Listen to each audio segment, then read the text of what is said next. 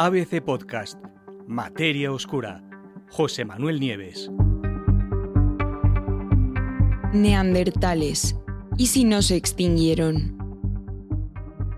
Hola, soy José Manuel Nieves y esto es Materia Oscura, el podcast de ciencia de ABC. Esta semana vamos a adentrarnos otra vez en uno de los grandes misterios de la evolución humana.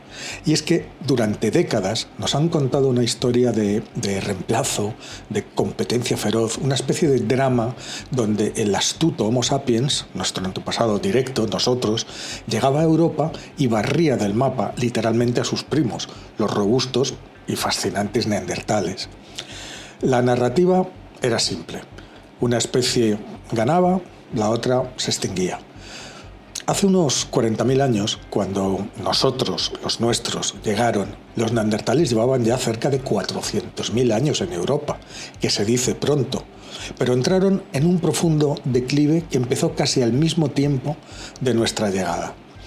En un número cada vez menor, convivieron y se mezclaron con nosotros durante varios miles de años hasta que desaparecieron por completo, dejando un vacío y una pregunta abierta que la paleontología nunca ha podido contestar del todo. ¿Qué fue exactamente lo que acabó con ellos?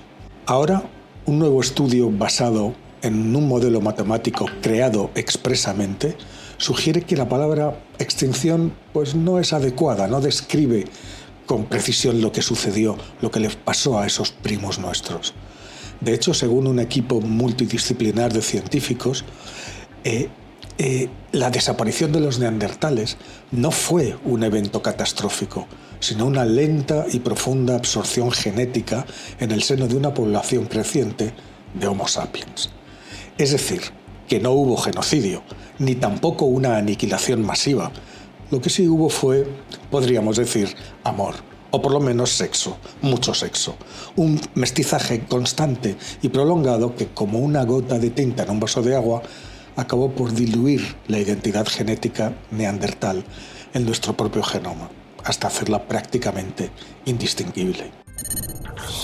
¿Qué se pensaba hasta ahora? Tradicionalmente, las explicaciones sobre la extinción de los neandertales solían dividirse en tres grandes grupos, en tres grandes hipótesis. La primera, la del factor climático. Según esta hipótesis, y a pesar de su gran y demostrada capacidad de adaptación, no os olvidéis que vivieron durante más de 300.000 años en Europa soportando glaciaciones, ¿no? Pues a pesar de eso, los neandertales no pudieron resistir los cambios climáticos repentinos que asolaron Europa pues justo en aquella época, hace 40-45.000 años. Esos cambios, que se conocen como eventos de Heinrich, fueron tan bruscos que diezmaron de golpe los recursos y fragmentaron las poblaciones, llevándolas al aislamiento y a la endogamia. Bueno, esa era una de las hipótesis.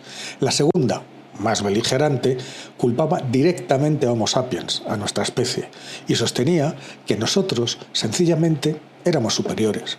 Teníamos una tecnología lítica, herramientas de piedra más avanzada, una dieta más diversificada, por lo tanto éramos más adaptables, y fundamentalmente una estructura social más compleja y una mayor capacidad de comunicación simbólica. Pues con todo eso, Homo sapiens acaparó los mejores territorios, los mejores recursos y llevó al neandertal a la inanición, o en el peor de los casos a enfrentamientos directos de los que además solían salir perdiendo. Por último, la tercera gran hipótesis le echa la culpa a la endogamia y a la consiguiente baja diversidad genética que provocó la desaparición. Es verdad que las poblaciones neandertales siempre fueron muy reducidas y se ha calculado, fijaros, que en total apenas llegó a superar unos pocos miles de individuos en toda Eurasia, lo cual los hacía inherentemente frágiles. Se argumentaba que la endogamia, el cruzamiento entre parientes cercanos, era algo habitual en la sociedad de los neandertales y causaba una pérdida crítica de diversidad genética, acumulando mutaciones perjudiciales que los fueron haciendo vulnerables cada vez más ante enfermedades y cambios ambientales. ¿Y qué dice el nuevo estudio? Pues el nuevo estudio no niega que todos esos factores jugaran un papel importante. que el clima o la competencia pudieran debilitar a las poblaciones neandertales. Pero, y aquí viene la clave, también demuestra que la absorción genética pudo haber sido un mecanismo más que suficiente para llevarlos a desaparecer, incluso si Homo sapiens no tenía ninguna ventaja selectiva directa. La clave está en la idea de disolución o dilución y en el modelo matemático que lo sustenta. ¿Qué hicieron los investigadores? Pues usaron tasas de natalidad de tribus de cazadores, recolectores modernos de hoy en día y asumieron algo que ya sabemos con certeza, que el mestizaje entre ambas poblaciones, entre neandertales y Homo sapiens, era algo habitual. Este planteamiento no necesita que el neandertal fuera inferior o que sus genes fueran peores que los nuestros. Solo se necesita una diferencia demográfica aplastante. Y resulta que la había. Imaginaros el siguiente escenario. Por un lado tenemos al neandertal, una población pequeña, dispersa, en grupos reducidos, con movimientos migratorios limitados, y por el otro Homo sapiens, saliendo de África en oleadas, con una población muchísimo más numerosa, un reservorio genético inagotable. Así, y a medida que las distintas oleadas y constantes oleadas de Homo sapiens fueron llegando a, llamémoslas así, las islas de población de territorio neandertal, pues tanto el contacto como el cruce pues fueron inevitable. ¿Qué pasa? La descendencia de esas uniones en su mayoría se integraba en la población más grande, que era la de Homo sapiens, que era la que ofrecía mayores probabilidades de supervivencia y reproducción. Este flujo unidireccional, o por lo menos mayoritariamente unidireccional, porque es verdad que se sabe que también hubo flujo al revés de sapiens a neandertales. Hay varios análisis genéticos que lo demuestran. Pero bueno, este flujo mayoritariamente unidireccional causó lo que el estudio llama una sustitución genética casi completa. El modelo matemático predice que este proceso pudo durar entre 10.000 y 30.000 años. Y resulta que eso encaja perfectamente con el periodo de coexistencia de ambas especies. Los neandertales no desaparecieron de golpe, se fueron disolviendo poco a poco, generación tras generación. ¿Y qué pruebas apoyan esa teoría? Pues la prueba de que el mestizaje fue la clave de la extinción neandertal no está solamente en el modelo matemático, sino en nuestro propio código genético, en nuestro propio genoma. Desde que el proyecto Genoma Neandertal secuenció el ADN de esa especie extinguida, sabemos que la mayoría de la población mundial, excepto los africanos, porque no salieron de África y se quedaron en África, y los neandertales se desarrollaron fuera de África, bueno, pues desde ese momento sabemos que la mayoría de la población mundial, excepto los africanos, llevamos entre un 1% y un 4% de ADN neandertal. Y no es un ADN residual o inactivo, sino un legado que nos ha ayudado a lo largo de nuestra historia, a veces también nos ha perjudicado, y nos ha hecho que nos adaptemos mejor a este entorno euroasiático en el que ahora vivimos. La herencia neandertal es realmente fascinante. Tenemos muchos ejemplos. Un ejemplo es, por ejemplo, el color de la piel y del cabello. Nuestros antepasados sapiens, los que salieron de África, pues tenían la piel más oscura, eran negros seguramente. Y al mezclarse con los neandertales en latitudes más al norte, donde hay menos luz solar, pues heredamos genes que fueron influyendo en un tono de piel y en un tono de cabello más claros, los rubios, esos rubios del norte. Pues eso era una ventaja, es una ventaja adaptativa que facilita la síntesis de vitamina D con menos luz del sol. En África no hace falta ser rubio, al revés, hay que protegerse del sol, por eso los humanos en África somos más oscuros, tenemos una pigmentación mucho más fuerte. Otro ejemplo de genes de Neandertal, el sistema inmunológico, el nuestro. Llevamos variantes genéticas neandertales que en su día nos constituyeron la primera línea de defensa contra patógenos y virus europeos que eran desconocidos para los sapiens que acababan de llegar de África.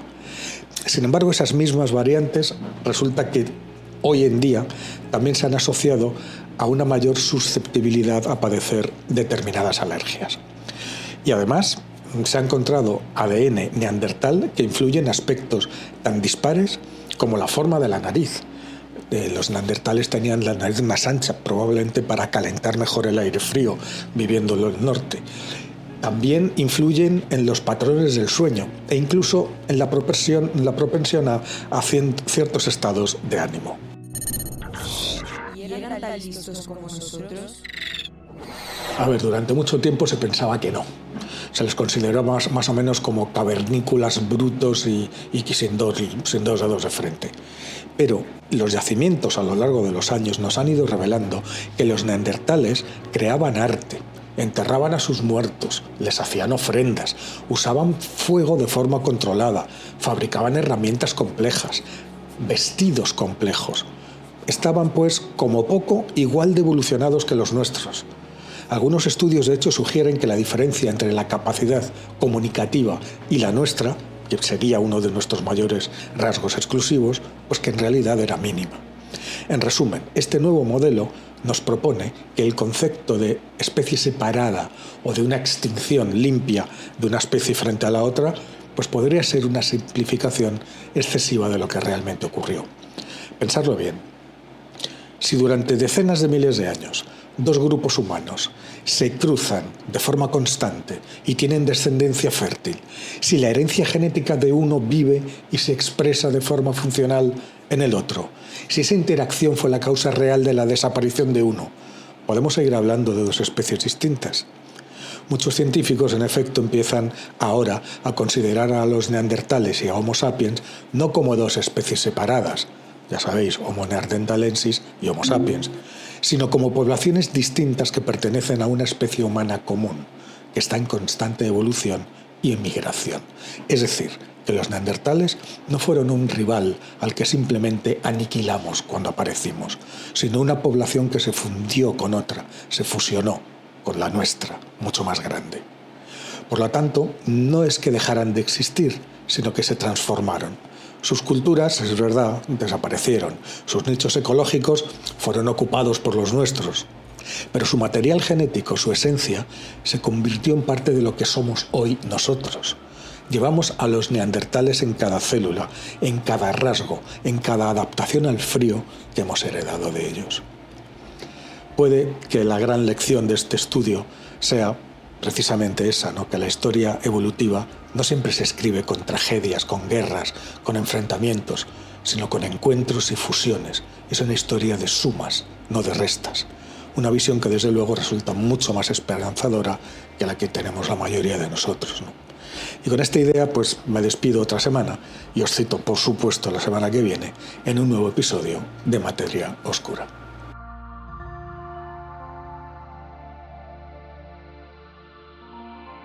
Muchas gracias por escuchar. Todos los episodios de Materia Oscura con José Manuel Nieves están disponibles en la web del periódico, abc.es y en las plataformas de audio.